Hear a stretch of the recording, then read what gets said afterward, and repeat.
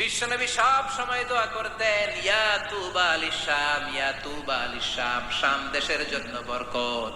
আবার বিশ্বনবী বলতেন, আল্লাহুম্মা বারিক লানা ফি শামিনা, আল্লাহ আপনি আমার শাম দেশের উপরে বরকত দিয়েছে দেন। সুবহানাল্লাহ। এই শাম দেশের ভেতরে অনেক বরকত, কারণ এই শাম দেশের মধ্যে একটা মসজিদ আছে, মসজিদটার নাম হচ্ছে মসজিদুল আকসা। মসজিদটার নাম কি? এইটাকে বলা হয় সানিউল কিবলাতাইন, মুসলমানদের দ্বিতীয় কিবলা। বিশ্বনবী মক্কা থেকে মদিনাতে হিজরত করার পরে মদিনায় যে 16 মাস কিংবা 17 মাস ওই মসজিদুল আকসার দিকে হয়ে নামাজ পড়েছেন। সুবহানাল্লাহ।